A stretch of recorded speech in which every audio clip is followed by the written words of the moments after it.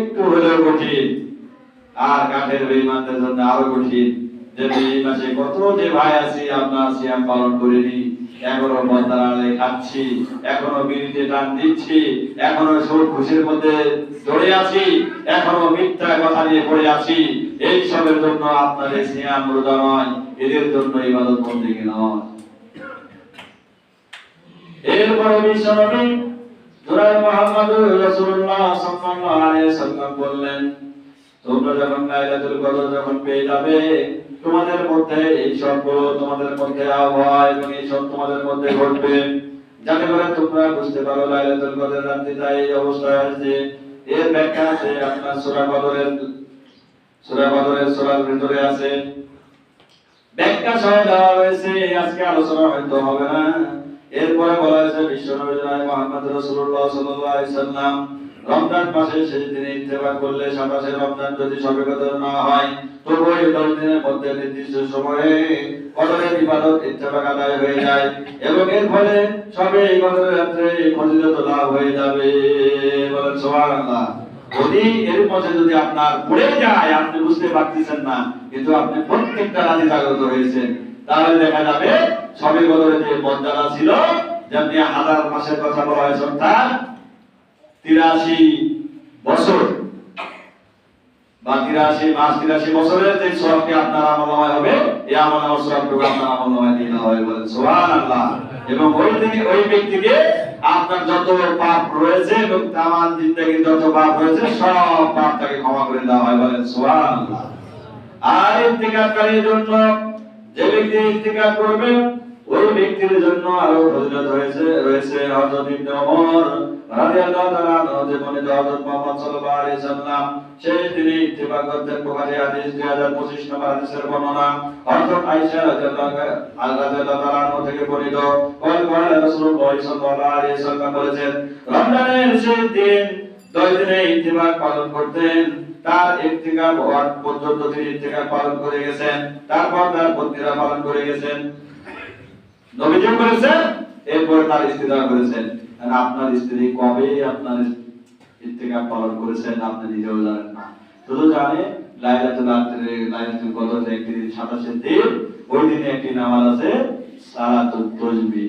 জীবনে একবার, মাসে একবার, বছরে একবার, মৃত্যুর আগে একবার হলেও পড়তে হবে। বলেন সুবহানাল্লাহ। ওই একটি নামাজ আপনার স্ত্রী শিখেছে, ওই একটির জন্য পাড়া প্রতিবেশীর বাড়ি গিয়ে, শোনো তুমি মসজিদে দেরি করবেন না, তুমি বাড়ি চলে আসবেন, আমি অমুক বাড়িতে আমি রাত্রি থাকবো। আছে না নাই? অনেকে বলে স্বামীকে বলে তুমি বাড়ি থাকবেন, আর আমি অমুক বাড়িতে রাত্রি থাকবো। কিন্তু ইত্তেফাক করার কথা কিন্তু কেউ হবে না। কত বড় মর্যাদাপূর্ণ একটি রাত, এই যে বেতন সংখ্যাগুলো আপনারা রাখবেন, এর মধ্যে আপনারা লাইলাতুল কদর তালাশ করে থাকবেন। এই কারণে হযরত আয়েশা বলতেছেন যে তোমরা যদি এখানে লাইলাতুল কদর পালন করো, আমার রাসূল করেছেন মসজিদে, আর আমরা করেছি বাড়িতে। কত সুন্দর দেখেন। তিরমিজি শরীফের 808 নম্বর হাদিসের বর্ণনা, রাসূলুল্লাহ সাল্লাল্লাহু আলাইহি ওয়াসাল্লাম রমজানের শেষ দশকে ইত্তেফাক করেছেন এবং ইন্তিকাল পর্যন্ত বিশ্বনবী যেদিন মারা যাবে তার আগ পর্যন্ত তার স্ত্রীগণ ইত্তেফাক করেছেন। সুবহানাল্লাহ।